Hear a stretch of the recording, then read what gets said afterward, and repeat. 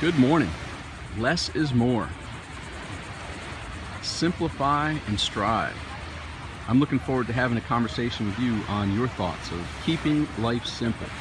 How to simplify your life, how to get more enjoyment, get more fulfillment, less overwhelm, less stress, all that. So I have some things to say, but I want to hear from you. What are some of your thoughts on overwhelm, stress, frustration, worry, concern, and how can we chat today, you and I and the others here, about simplifying your life and getting you on track to having a more happy, get more enjoyment out of life, get more fulfillment, get more satisfaction, all that. And when we may cue the Rolling Stones, I can't get no satisfaction here shortly. So before we kick it off, go ahead and state where you are from in the world joining us. I saw some friends from. If I press the screen, it flips it around. I just noticed that. So post where you're joining us from today. As you can see, I'm from the beach. How's the weather? The weather is absolutely gorgeous. It's super peaceful. The sound of simplifying. Yes, Saskia. Simplified life is much more. It's more peaceful. It's more at ease. Georgia, Miami, welcome, welcome. Less thinking and more doing seems appropriate. Coming from San Diego, very good. Less thinking and more doing, absolutely. Well, think about this. Let's talk about that for a little bit. Less thinking and more doing. Hey, Tom, Denmark. Hey, Michael, what's up, man? Good to see you.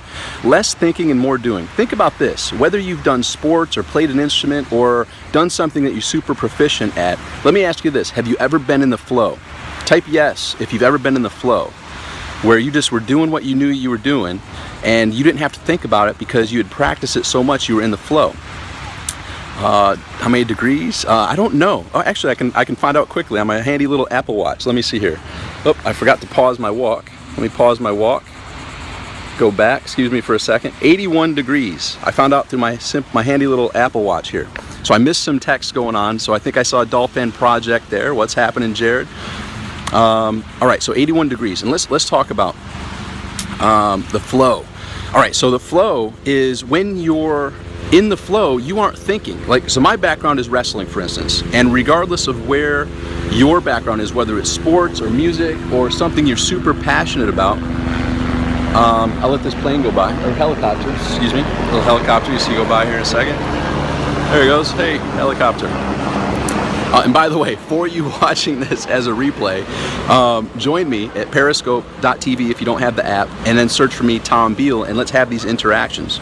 You want to swim, drone. All right, so I like this. Many of my periscopes have been me just giving a lesson. I like the interacting action. But let's get back to the flow.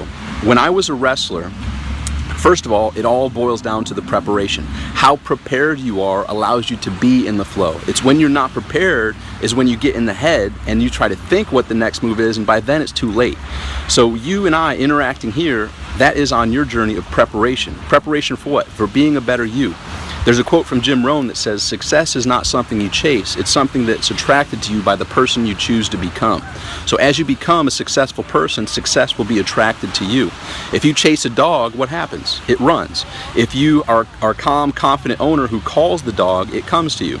So if you chase it, it thinks it's a game and runs. So if you're chasing success, like I did for many years, by the way, for about 10 years, trying to do that self-made millionaire plan, and the self-made millionaire plan just made me realize working 20 hours a day, trying to do everything just doesn't work. Build your team as quickly as possible. Stay focused on your 3 areas of expertise, what Dan Sullivan calls your core competencies, your unique abilities, and get the others to do the stuff that's easy for them. Hard for you to do, get others to do where it's easy for them. Back to being in the flow. So when we're in the flow, due to the hardcore heavy preparation, you're able to be in the flow. If I were to just say, hey, you know what, I'm going to go begin. Yes, you attract what you are, hot droppers. Yes, great point. If I were to say, hey, you know what, I saw some people on TV doing gymnastic moves. I think I'll go do gymnastics. I won't be able to get in the flow. Why? Because I haven't trained 10, 12, 15 hours a day for decades. The people in the Olympics are 15 years old, 16 years old. For their entire life, since they're about 8 years old, 10, 12 plus hours a day of that practice and preparation makes those magical moves appear flawlessly and easily in the flow. Does that make sense? So think about for yourself. If you're preparing hardcore, studying, and what does that mean? Listening, participating in things like this, reading, interacting with people that are achieving what most people term miraculous results. You are the average of the 5 people you surround yourself with. It's an honor that our paths crossed, and we're surrounding ourselves with each other here. By doing those things, you are preparing so that you can be in the flow. You don't feel like flow can come naturally. Absolutely. Well, that's the dichotomy. Flow comes absolutely naturally from all the preparation. Because let's get back to that gymnastics scenario. I never did gymnastics. I was a wrestler and I tumbled a little bit here and there, but I never practiced gymnastics. If I were to be inspired by someone on TV that I saw them doing the pommel horses or whatever those things are called, I'm like, hey, you know what? I'm going to go do that. I can't get in the flow because I don't have the preparation and the motor skill activity from all those hundreds of hours of practice that would allow me to be in the flow. Does that make sense? So in work, it takes all that preparation so that you're prepared. What's the Boy Scouts in the U.S. Is be prepared. When you're prepared, you don't have fear, you don't have anxiety, do you have books or products that reflect your knowledge of flow? Absolutely. If you Google my name, you'll find a huge amount of stuff. I have 2 products in particular that are audios that you can get online. One is called my Success Magnet System, and one is called my Trinity Success Method. So just Google my name, you'll find hundreds of articles. Go to my blog, tombeal.com. You can opt in there or scroll to the bottom and just skip right to the blog. So let's get back to that. So that makes sense. Okay, great. So you are able to be in the flow from you being prepared, from you doing the work behind the scenes. You see, let's go back to that gymnastics analogy. It appears magical when we watch it. It appears flawless and appears simple and easy. Why? Because they're in the flow. What we don't see are the decade plus of them sweating in the early morning to the early night. The blisters, the broken bones, the injuries, the difficulties, the challenges, the overcoming those new moves to where now they practice. They're prepared to the point where they don't have to think about it, they just do.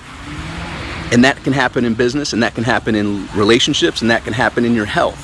You just be. You might want to write that down. Just be. Be who you are. And it goes back to that quote from Jim Rohn. Success is not something you chase, it's something that's attracted to you by the person you become. Well, guess what? You are that person already. It's just a matter of you having the confidence, which the confidence comes from you being prepared.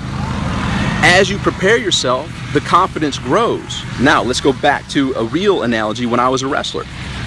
And this is a real powerful one, because we're going to talk about the Henry Ford quote, whether you think you can or think you can't, you're right. This is an important one. So here's a good story. I prepared the heck out of myself. I would run, I would practice in the room, I would do everything, weight train, all to be the best wrestler I could be. I would stay at the proper weight, everything I could do to be at the peak performance, to be a top wrestler. And I was well prepared. And my confidence was high, and I beat more people than I lost, a significant number more. However, here's where I was weak mentally.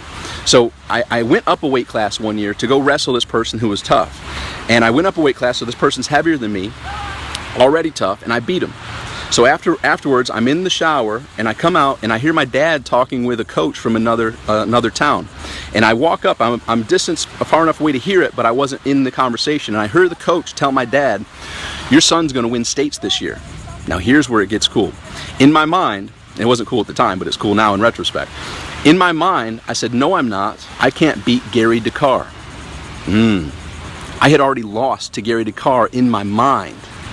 And that goes back to the Henry Ford quote, whether you think you can or think you can't, you're right. So I'm in sectionals, and I'm wrestling Gary Dakar.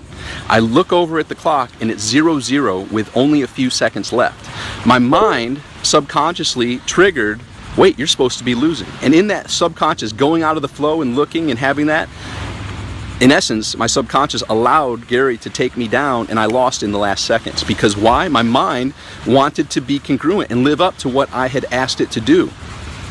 And then, here's the big shift. When I went in the Marine Corps, United States Marine Corps, I ended up going to Quantico, Virginia to be on the all-Marine team for the wrestling tryouts. And while I was at the wrestling tryouts, exactly, creating your own reality. Absolutely. Our thoughts, our words, our thoughts is what we turn thoughts into reality. So whether you think you can or think you can't, you're right. If you haven't heard that, write that down. That's a great Henry Ford quote. So here's where it transitions. So finally, in the Marine Corps, I was at international level. There was a person on the team who was in the Olympics. There was two people on the team that were in the Olympics. People had won states multiple times. People had won national championships. I'm at the international caliber level now. And as you know, there's different levels of skill, like, you know, high school, college, you know, and international. This is international level, Olympic style caliber. So this is some badass people, to put it bluntly. I was running, I was working out, I was doing it, but here's where the big shift occurred. I said, I don't care if this person is undefeated. They aren't practicing as hard as I am. They aren't training as hard as I am. They aren't running as hard as I am, and they don't have the mental strength that I have. They're no better than I am. I'm going to beat them. I don't care if they're 100-0. They're going to be 101. They're going to lose today. Today is the wrong day to step on the mat. They don't know it. And here's what happens. Because they have that, you know, they don't ever lose. They have that, of course they're going to win, but then when they get in there with someone with that mental toughness, on paper I had no business beating them, but I beat people who I had no business beating. And it was all through my mind. I beat them in my mind. So there was times when I was losing. I was in the finals of this other tournament after I got out of the Marine Corps. I went back to my old high school and started helping out with that team, and they talked me into going to some old, basically old timers tournaments. And I'm wrestling this dude who's tough as nails in the finals, and he had some nose thing, and actually I think he was too pretty, and he had a little face guard. He didn't want to hurt his pretty face, so he had one of those face masks on with his headgear, which messes me up to begin with. And I had my family there. It's the finals, and I looked over and he was beating me by a couple points, and there was not much time left. And my mind said, there's no way I'm losing to this guy. And I created that reality where I beat him. And afterwards, my son wrestled a couple years ago, and I went back to my son's school to practice when I was up in New York. And there was a guy there. He's like, I wrestled someone who was in the Marines, and he's like, I was the only one that had beaten him in like 10 years. He's like, I was wondering who the heck you were. Do you ever visualize your ideal outcome? Yes. Great question. Great question. I missed your name. The sun was reflecting on it, but great question. Here's the deal. I focus on 3 areas. We're talking about keeping life simple. So was that lesson powerful, first of all? Type yes. Type yes if that lesson was powerful about the Henry Ford. Whether you think you can or think you can't, you're right. You got both sides of that, right? You got the part, yeah, tap the button, tap the hearts there, show me some love. You got the part where both sides. I lost because I lost in my mind before I even stepped on the mat. And then I won, and I beat people I had no business beating on paper because I won in advance in the mind. So that was powerful. Great. Glad to hear. So back to that question, do I ever visualize my outcomes? Absolutely. Here's my secret question that I ask hundreds of times throughout the day, and my hope is that you will write it down and consider to ask it hundreds of times per day for you as well. Whether it's going into a live interaction like this, going into a phone call, going into a meeting, going into something that's important, I ask myself in advance, what is my desired outcome? Write that down. That's a secret question. What is my desired outcome? If I had a magic wand, I was Harry Potter, I could poof, tap it, and it became the reality, what would that reality be? If I could have anything that I wanted from this interaction, what would it be? So I ask that. Every time I shoot a video, I ask myself, what's my desired outcome? And today, it was to be interactive. It was to share some wisdom. I just came up with that topic briefly. I didn't think about it prior to posting it up. And see where the conversation went and deliver as much value in the hopes that the live interaction will be something that plants in your heart a new trajectory. It plants a question. It might be the Henry Ford quote. It might be that story. It might be the gymnastics analogy about how being prepared builds your confidence to be in the flow. It might be here where we're talking about how did you start this whole remind me, because I'm in the flow here right now. I just started doing that. Game changer for sure. Okay, so remind me of that when I get back. So here's the thing. So that's the difficulty with these live things. So I will, when I go back to ask questions, be sure to post that one up so I don't forget. All right, so whenever I go into anything important, prior to it, I ask, what's my desired outcome? And then here's the thing. I believe as humans, we can only control 3 things, which by default allows a 4th thing. I feel out of all this universe, this world, there's only 3 things we can choose to control. Everything else is outside of our control. We can control our thoughts, our words, and our actions. And in choosing to control our thoughts, words, and actions, first of all, whether you've chosen that up to this point or not, you are exactly where you are based upon your thoughts, words, and actions up until this day. And the good news is, if you haven't chosen and you've just lived a life by default here and there, which I have, by the way. I'm not saying anything different. There's been times when I'm super on purpose, where I ask what's my desired outcome and I go get it. And there's other times where I'm a pinball, where I allow life to bounce me around because I'm not clear on what my purpose is and what my passion is and what my desired outcome is. So there's no good or bad, it just is. There's summers and winters in life. But if you ask yourself, what is my desired outcome? And you feel it deviating from that desired outcome, you ask the follow-up question. Okay, I came in here thinking this was my desired outcome. A, is that still the desired outcome? Or has there been new information that has changed that desired outcome? Because that can occur. It's up to you to discern, is that desired outcome still desirable?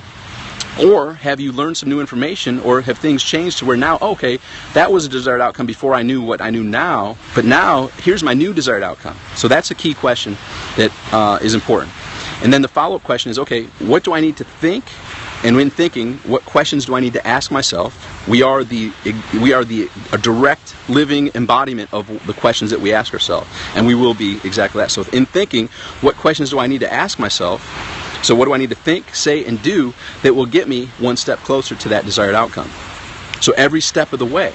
Is this making sense? Did that help with that question that you posted? If I ever envision my desired outcome, or the outcome that I'm seeking. So those are the three things that we can control. And in choosing to control our thoughts, our words, and our actions, by default, that encompasses and allows us to control our emotions. And I've had some people tell me, Tom, I can't, and even multi-million dollar people tell me, Tom, I can't control my emotions. Well, whether you think you can or think you can't, you're right. If you think you can't, you're absolutely right, you can't. If you want to consider thinking that you can control your emotions, I'd be happy to carry on the conversation. Do you feel that you might be able to control your emotions when people are pushing your buttons? Right? So it's too much to remember. Well, the good news is if you go to twitter.com/Tom Beal, there's going to be, actually if you go to tombeal.com, because the Twitter puts one up for 24 hours, but if you go to tombeal.com, I'll be posting this as a replay, so you can watch this again and again. And being that it's too much to remember, there's a lot that I'm imparting here. Is, for you, that person that said it's too much to remember, is this helpful for you? Is this opening up some new possibilities for you? And for you others listening here as well. All right, so that makes sense. So go back to that person who asked, surely is. Awesome, glad to hear. So there's someone else that asked another question. I was in the flow. So, oh, thank you, very positive. Well, my whole goal, I get passion out of helping others take their life and take who they are to a whole different level. That's what my strength is, and that's what my preparation is. I am truly confident and know there is no one on this planet, whether they're on the streets, whether they're doing okay at a corporate job, or they're doing well but they're not at their peak potential, or they're a top performing athlete, actor, musician, they're at $1 billion. There's no one that I can't speak with that I can help unlock something that is limiting them right now. Total confidence in that. I've done it for years, and there's never been anyone that I haven't been able to assist. So go get this replay at tombeal.com. I'll post it up a little bit later. I can't control my emotions. Suck at it. I talk my heart all the time. Okay, great. If you think you can't, what's that mean? You can't. If I think I can't beat that person in wrestling, I can't. If you think you can't control your emotions, you're absolutely right. So what I will ask you is, do you think there's the possibility of you controlling your emotions? Do you think that's a possibility? And if you were able to control your emotions, do you have the feeling that that could totally transform every aspect of your life? Your health, your relationship with yourself, your relationship with others, and your financial situation. I will say this, life is an emotional journey. You learn to control your emotions, you learn to control your destiny. Awesome. So here's the thing. I will share this. This tip is extremely powerful, because I am an emotional person. And I have said and done a lot of things that, looking back, I have regretted. And I said some mean things, and I've done some mean things because I am a highly emotional person. So I get it. And I get it at a level that most people don't. Right? And here's the thing. Even if after I've learned this and I'm good at it, I haven't totally mastered it, because there's times when I know the route I could choose to think, say, and do the things that I know that I could say and do that would get me to that desired outcome, but sometimes I just say, screw it, I'm going to go off on a tangent and just blow up. And so you never, in my opinion, as humans, we're always going to be making mistakes, and we're always failing forward. We're always trying to learn, and we're always making mistakes until the day we're dead. I'm going to make mistakes until the day I'm underground. So that's the first frame I want to let you know. I'm not perfect. No one's perfect, regardless. And if someone tells you they're perfect, run the other way. Run. They're lying, and they're going to lie to you about other things too. Always human, right? So I am absolutely far from perfect. However, I am a student of life, and I'm trying to master, just as if I was going to try to master being a pianist or any type of martial art. So, okay, you get that. So here's the thing. People will push your buttons, and your emotions are there to protect you. That's built into our human nature. We have three things that are built into our humanity. One is survival, and that's where the emotions come in. Fight or flight. Fight or flight. And that's what's happening when the emotions and the buttons are pushed. Fight or flight. Exploration. Oh no, survival, consistency, and exploration. So survival, the whole thing is to try to master emotions so you can get out of the survival mode and get more into the exploration and get more into consistency. So those are the three things. But anyhow, that's a diversion. Here's what happens when I feel my emotions, and I can feel it. I feel my emotions starting to rise. First of all, I have to train myself to step back and observe. Aha! This must be important to me because I can feel my emotions rising. If I don't step back and observe it, the emotions are just going to take over. So I'm in control of my thoughts and words and actions, which also allows me to control my emotions. So if I don't step in and take control, if a leader doesn't step in and lead, they're not being the leader. So you need to step in and observe, and in that moment when you feel that frustration building up and you feel those emotions boiling up, you know what I'm talking about? Because I know what I'm talking about. Here's what I have to do, or what I choose to do. You don't have to do anything. Here's what I choose to do. I step back in my mind and observe, aha, this must be important to me because I can feel my emotions rising. Then I ask the key question, what is my desired outcome? What is my desired outcome? Now, in each situation it's different. My desired outcome is to move away from this person or this situation as quickly as possible. So, okay, great. What can I think, say, and do to do that? Hey, you know what? There's any excuse, use any reason to just get out of there, right? And something that's believable and something that's going to get you out, and that's something you might want to practice. And sometimes I just express my desired outcome. When I'm in situations where it's getting really confrontational, I will just say, hey, you know what? I can feel my emotions starting to rise, and I'm probably going to say and do some things I'll regret later, so it's time for me to just disengage. I'm going to go chill out for a bit, and let's reconnect sometime soon. Is that cool? Boom. And just do that. And sometimes I express my desired outcome. Other times, I had one person charge at me in a business dealing, and I just stayed there. And my initial Marine response already had envisioned, like Arnold Schwarzenegger did in that one movie where he punched the guy in the seat in his mind, but in reality, I already envisioned the things I was going to do with this person that was charging me. But the desired outcome, and thinking quickly, being handcuffed and taken away from this business meeting was not my desired outcome, and the legal complications that would ensue after that. Make sense? So I rethought, what is my desired outcome? The initial meeting started to get to that desired outcome, so I stated it. I said, hey, you know what? I can tell this is important to you as it is to me. My desired outcome is that we take this conversation to here. Is that something that you would agree is a mutually agreed upon desired outcome? And he said, yeah, that's okay, cool. So what do we have to do and say that can lead us to that desired outcome? And it took it from being highly confrontational, which the old Tom, it would have been a fight, and it would have been police, and it would have been legalities behind behind all that, into us actually getting to